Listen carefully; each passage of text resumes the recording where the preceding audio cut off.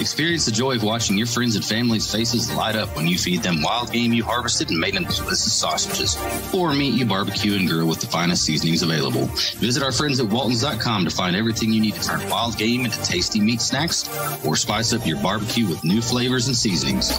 With over 500 seasonings to choose from, there's something that everyone will love. They even have step-by-step videos and how-to articles at B6 to help you go from animal to edible. Use coupon Rangers15 at checkout to save 15% on your first order at Waltons.com. Waltons, everything but the meat. All right, this is Mason Engler of the Down East Wood Ducks, and you're listening to the Rangers Report. This is the Ranger Report Podcast, Minor League Edition. News, insights, predictions, interviews, and information about the Texas Rangers from the major leagues to the minor leagues. And now, here are your hosts, Ben Dieter and CJ Berryman.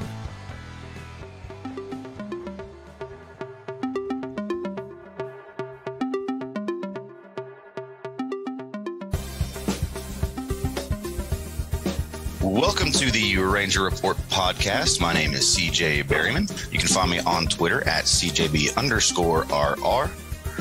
And I am Tyler Nilsson. You can follow me on Twitter at TPN1983. And Tyler finally started figuring out that Twitter thing. Yeah, it took me a little bit, Cole. Took him a little bit. So we are blessed to be joined today by Round Rock pitcher Cole Ragans. How you doing, Cole? Doing well. Thank y'all for having me on. Good Thanks deal. for being on. Yeah, thanks for being on for sure. You should have said, have you seen how I've been pitching this year? I feel great. You know. So yeah, man, you've been pitching very well this year, and it's been a long time coming. You know, the back-to-back injuries, and hadn't pitched in a real pro game for many years. And this year, I mean, you're showing what we've all been hoping to see for many years, and you look like you're feeling great. I mean, especially after the call up to Round Rock. Ben Dieter, who will be joining us hopefully later. He covered your first game in Round Rock, and he interviewed you after the game. And he said you looked real sharp. And I saw the video of the second one, and you looked real sharp. So kind of talk about how you're feeling this year, because you look real comfortable. No, I feel. I mean, I've told quite a few people this is probably the best I've ever felt in my life. Like I feel like everything finally, like my body feels good, arm feels good. There's no, aching or anything like that. Everything feels really good. Following up on that, do you feel confident throwing any of your pitches at any point in the count?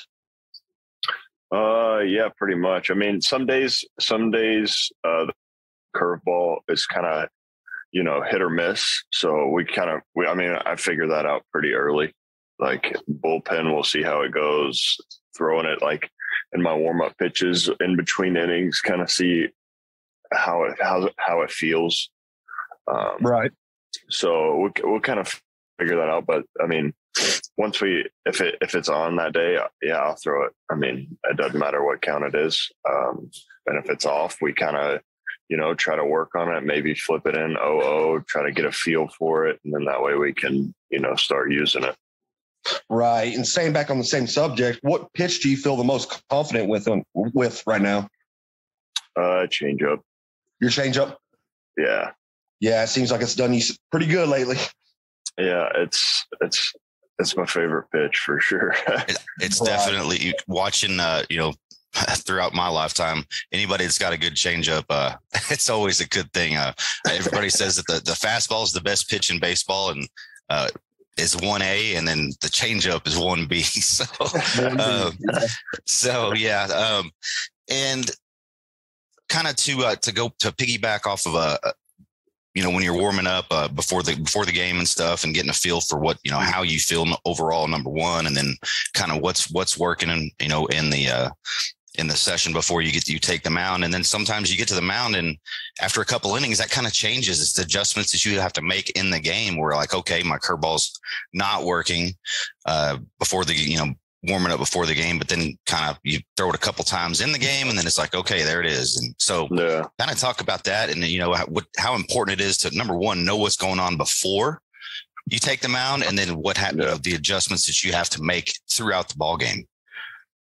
So, I mean, pregame bullpen, I try not to pay a lot of attention to on like what things are doing. Like, you obviously pay somewhat of attention, but for the most part, it's like I'm just trying to get my body going. I'm trying to get warmed up, just get a little bit of a feel for everything.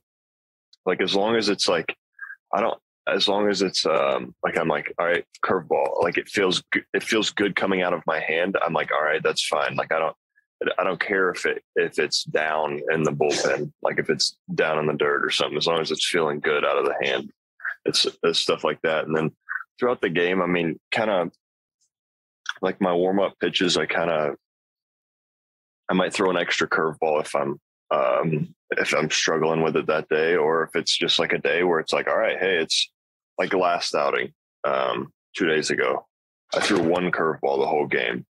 And I threw it, and I just didn't, like, it wasn't comfortable. Like I didn't have a good feel for it. And I was like, they have a lot of guys that can do a lot of damage. And so I'm like, I'm not going to just lollipop a curveball up there and, hope it doesn't get hammered, because they have a lot of guys that are, have a lot of pop. So it's kind of,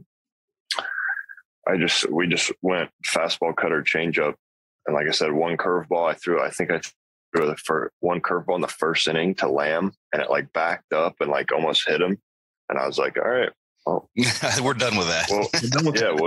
We'll work with what we have today and go fastball, cutter, changeup. And I'll throw all three to any, like, doesn't matter if it's left-handed or right-handed, I'll throw you changeup. It doesn't, like, I'll throw all three. So it's kind of, I still have three pitches to keep guys off balance.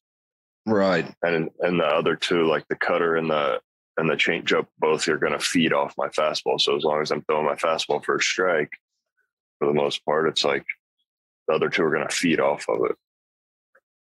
So are you one of those pitchers so basically from what I'm understanding, what you're saying is you kind of go off of what's working in the bullpen session before leading up to the game, prior to the game, and whatever. Hey, sorry, go ahead. No, whatever you're comfortable with, and then you're going to just go with that through the flow of the game?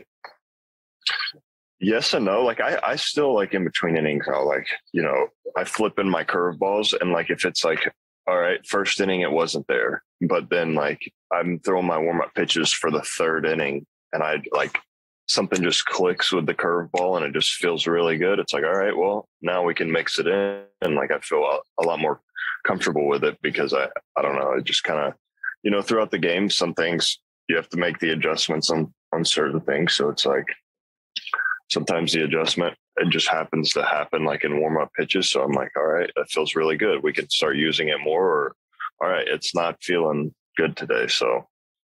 Right.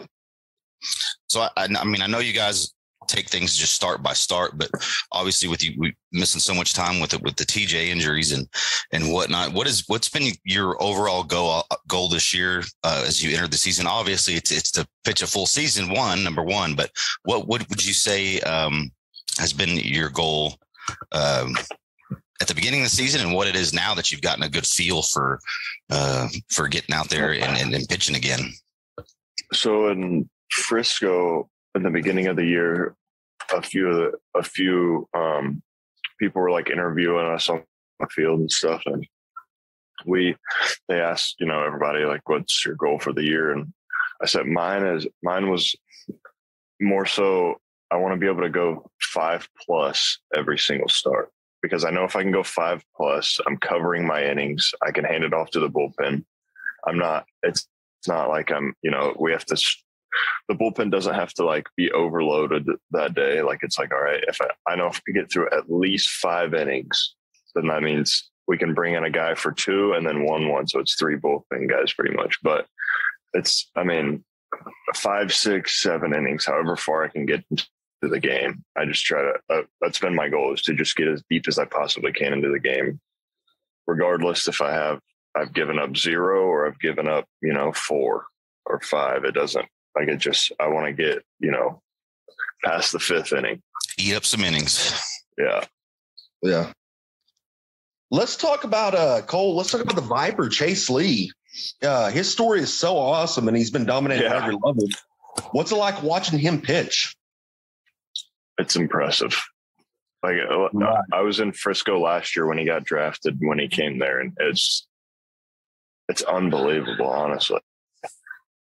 Like he's really good. Really CJ, you want to add in on that a little bit? He looks pretty. It's a wicked thing, and I know that he walked on there at Alabama, and the coach said, if you want to make it, you might as well just start pitching and throwing sidearms, since you're not going to make it. So 90. So then he does it and throws 90, and I'll whoop. Well, look here, look what we found. And go ahead. No, I was saying I've been playing catch with him pretty much every day. Yeah. Since we got to Round Rock, and it's like sometimes he'll throw some stuff, and I'm like, oh my gosh, I don't know how I caught it. So y'all got called up together, so that's pretty neat. Mm-hmm. So, and I know you mentioned to Ben that Chase Lee's wife and yours are pretty close. So how nice has it been for your family to get promoted with Chase? It's very my wife got to know Chase's wife this year. So they're, got to know each other really well. And then we both got promoted together, and then we both are living together. So it's like we're around each other. Our wives are around each other all day, like at the field. So they're really getting to know each other. And Chase and his wife are awesome. They're great people. Awesome. They just super down to earth, just kind of go with the flow. They're really good people. Well, that's good. Couldn't ask for a better friend, I guess. Yeah, better situation. It makes you feel makes both of you feel comfortable, Yeah. Yeah. Are y'all in Oklahoma City right now? Yeah. Are y'all? Yeah. It's kind of I've never been here. Have you not? We went to Tulsa earlier this year, which is the Dodgers AA. And their field's pretty nice, which not say this field is pretty dang nice. So yeah, they used to be the Rangers AAA affiliate. OKC did? Yeah, they were. No kidding. They were the Oklahoma City Redhawks. Yep, the Redhawks. Yeah, there's I've heard there's some areas like certain directions from the ball field that are kind of avoid. Like, don't go there. It's kind of a bad area. Yeah. Yeah. But I think that's like pretty much any city you go to, though. Yeah, there's going to be. Yeah. There's going to be, and Amarillo's the same way. You pitched again. Oh my Did you pitch in Amarillo this year? Yeah. Yeah. That was my last start. That was your last start. Oh, yeah. I was supposed to go cover that, and I ended up getting sick. So that week, there's like 2 shootings that week, right? Yeah. Like close to the field. Downtown. Unbelievable. Yeah. Downtown's messy for Amarillo. They're trying to clean it up, but it's been a work in progress. So the ballpark's beautiful, but it's like it's a pitcher's nightmare. It's a launching pad. It's tiny. Ball flies. Yeah. Ball flies. But it is if you take out how the ball flies there, it's one of the nicest parks we go to. Yeah, it's beautiful. I covered go ahead. No, I was saying besides the on-field bullpen. Yeah. I don't like that. Yeah, that's Oakland A's style, right? Yeah, exactly. Oh man, that's good stuff. Yeah, I covered the Sod Poodles, their inaugural season, went back when they were with the Padres, and Fernando Tatis Jr. came down and did a rehab assignment, got to interview him. That was all cool. And they ended up winning the Texas League. They hit like a walk-off grand slam. To win it. Yeah, that's crazy. Yeah, it was cool. And this town, we've been begging for something like this to have a professional affiliate. We've had indie ball teams. We had the Amarillo for a while, and then they went away. And then we had the Amarillo Gold Sox, and then they went away. And then finally, Jerry Hodge, that's why they call it Hodgetown, ponied up some money and helped all the politics and stuff involved and all that kind of stuff. I don't get into any of that, but they got that stadium built, and I love it. It's beautiful. It's really nice. Like the visitors' locker room's really nice. The field's obviously nice. They're like the batting cages, which I have nothing to do with batting cages, but I've had to. Last year when we were there, it was raining and I had to throw, so I threw in there. It's really nice. Their weight room's nice. it's really a really nice place to go. And like I said, other than it being about the most hitter-friendly ballpark. Yeah. Last year on Father's Day, I got to throw out the first pitch. That's awesome. Yeah. He drilled Ruck. Yeah. The mascot. I thought it was going to be a catcher. No, they put the mascot back there. And I'm like, what? I was going to hum it, man. I was warmed up and everything. And I'm like, so I turned and I asked the media relations gal, I was like, how hard can I throw it? I pitched in high school and I had an opportunity to go to college and I didn't. I was an idiot. But so I said, how hard can I throw it? She goes, just don't kill him. I was like, okay. And I drilled him right in the chest, man. He's got video to prove it too, Cole. I've got video of it. Oh my gosh. When we were there, it was 2 weeks ago. We have always dating back to like last year. It's the same guy that does Ruckus from last year. Yeah. And so our team, when we would always go, our bullpen and our like guys in the dugout would throw water on him when he rides the golf cart around the field at, like the first thing. That's so cool. The other, like 2 weeks ago, we do it and like he like has a water gun and they get down to right field line and like turn the corner. And the driver of the little golf cart he's standing on the back of like floors it and he falls off and like separates his shoulder. Oh no, man. I mean, he got back up and like climbed over the fence and all that, but no, apparently that's what he was saying is he like separated his shoulder when he fell off the golf cart. Oh, no. But he's really cool. Like he all of us enjoy, you know, getting to like mess around with throwing the water on them and then them throwing it back and all that kind of stuff. Yeah, they definitely do it's a fun ballpark. They do a lot of fun stuff there for sure. Yeah, they get good crowds too. Mm-hmm. Like it doesn't matter the day; it's usually a good crowd. Right. So Cole, I know you were born and raised in Florida. Growing up, who was your favorite team and who were your favorite players? I didn't really have a favorite like Major League Baseball team. I just kind of watched certain guys. Like I never was like, you know, a big Rays fan or a big Braves fan. I obviously liked watching Cole Hamels. I mean, back in the day when the Rays were so good with like Matt Moore, David Price, I'd watch both of them. Matt Moore's a Ranger down now too. Yeah. Second time. Yeah. And he's pitching really well. Yeah, he is. And, but no, I mean, I never really had a favorite baseball team. I just kind of had favorite guys. And obviously I watched a lot of Cole Hamels and YouTube and everything. So, I mean, it doesn't even, like there's certain guys that they're not left-handed or anything. They're just like fun to watch. Yeah. You have any particular right-handers that you really like to watch or? I mean, Bueller's always fun to watch. Walker Buehler. Yeah. Walker. Yeah. I like how he throws. Trying to think of who else. I mean, when Garrett Cole's pretty fun to watch, obviously, DeGrom. Scherzer's competitiveness is ridiculous. Oh yeah, he's fiery. So it's always fun to watch. I mean, I've got to where I like this year. It's like I like watching Nestor Cortez. He's like a guy where nothing is like, oh my gosh, this guy throws 98 or this guy, you know, he just pitches and just does it, and it's fun to watch. It's unbelievable. So speaking of ballparks, obviously you're going to say Dr. Pepper Park or Round Rock, but what's aside from your home stadiums, what's been your favorite one to play at?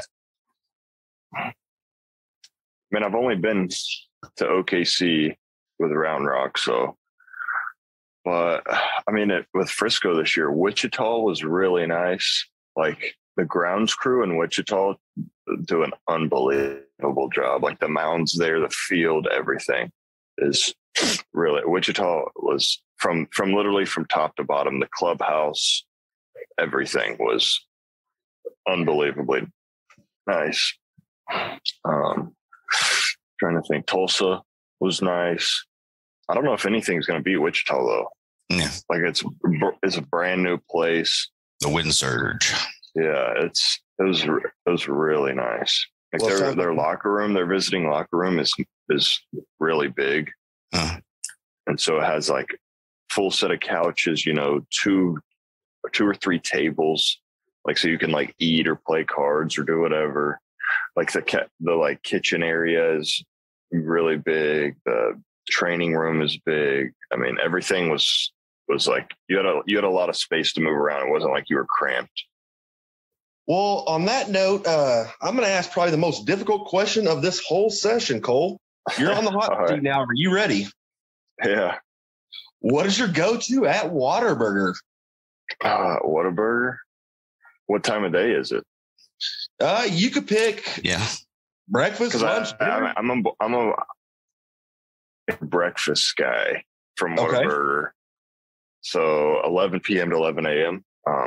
But I usually go sausage breakfast on a bun, like meal with probably like a blue Powerade or something. And then I might throw in a honey butter chicken biscuit on the side. That's what every player has said. They've always missed. Everybody's mentioned the honey butter chicken sandwich. Everybody. Yeah, it's good. That's good. Now, if you were to pick your favorite hamburger from there, what would you go with? Or it could be anything. What is the one? There's one with bacon on it. What is it? Is it the hickory barbecue or hickory? No. It's just like I don't know if it's just like a bacon burger or something. Yeah. Kind of like a baconator. It's just got bacon, you know, the patty, lettuce. Just a regular Whataburger with bacon. Yeah, pretty much. Cool. I got you. Well, all right. With that, we'll wrap it up here. We thank Cole for joining us. Thank you, Tyler, for hopping in and subbing in for Ben. And we appreciate everybody for listening. And Cole, keep on keeping on, bud. Yes, sir. I appreciate y'all having me on. Yep. You bet. Thank you, Cole. And we're rooting for you. And we enjoy watching all your games. So keep it up. Thank you. We'll be watching. All right, y'all. See you later, Cole. See you later. Thank y'all. Thanks for listening to the Ranger Report podcast. Find us on Twitter, Facebook, and at therangerreport.com.